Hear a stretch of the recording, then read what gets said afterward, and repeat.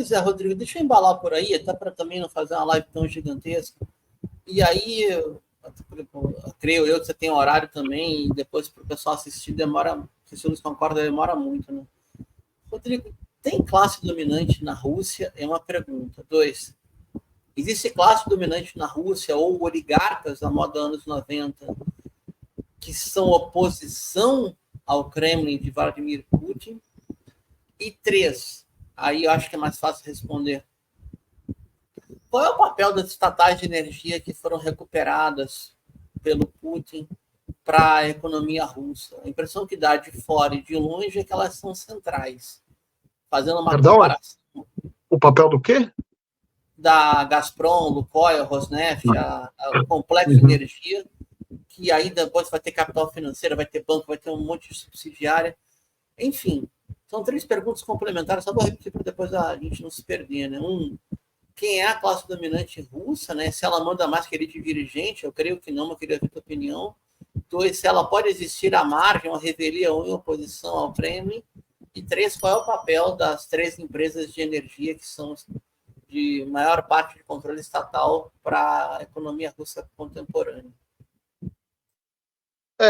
De certa forma, algumas das perguntas se conectam, né? Essas perguntas se conectam. Se a gente for falar das grandes empresas que o Putin nacionalizou, e aí não foram apenas empresas do setor petrolífero e de gás que foram tomadas, né? A gente está falando de um momento em que realmente havia um grupo oligárquico se opondo ao Putin. Ali no início dos anos 2000, havia, e o Boris Berezovsky, que eu já mencionei, é uma dessas figuras, o Gushinin, enfim, figuras importantes da era Yeltsin, que se opuseram ao Putin. O Khodorkovsky,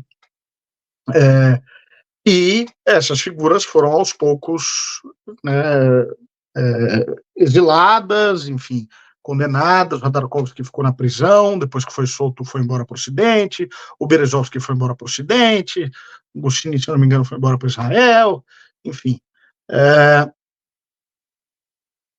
O Putin acaba afastando eliminando esse grupo, de uma forma ou de outra, esse grupo que lhe fazia oposição aberta.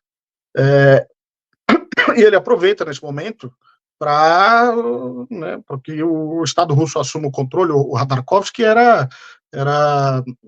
controlava uma das maiores companhias de petróleo e gás do país.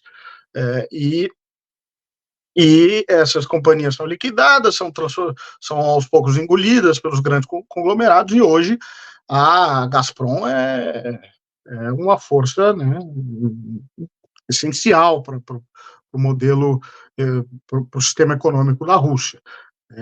Realmente essas companhias são um pilar de sustentação, não somente do governo, mas do país mesmo.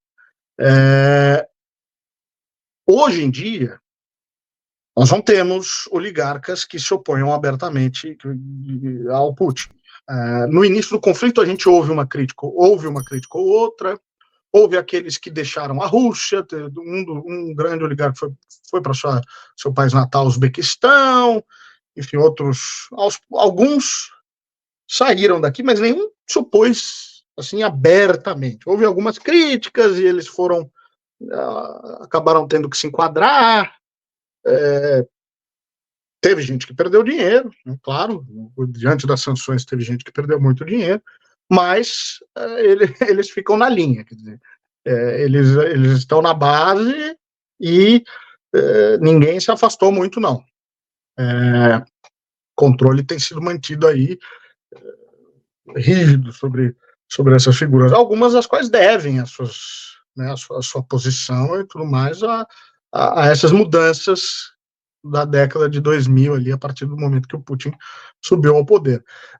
Não há espaço para uma oposição aberta, mas existem aqueles que fizeram críticas veladas, que ficaram mais quietos. A gente tem alguns nomes, enfim, de figuras, o Tinkoff, por exemplo, um conglomerado enorme, tem um dos principais bancos hoje, daquele novo modelo de banco, sem agência e tal, do país, o primeiro desses, como que chama-se? Enfim, primeiro desses bancos aí do país, ele fez algumas críticas, depois ficou calado, porque eles sabem que é ruim para os negócios e, no final das contas, eles preferem manter um perfil mais baixo. Há duas eleições, houve um dos candidatos era um oligarca, um bilionário que criticava o Putin do ponto de vista liberal.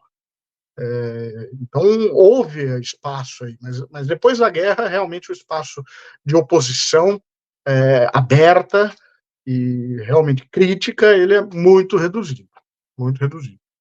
Se houve até 2022, depois de 2022 não há muita tolerância por isso, não.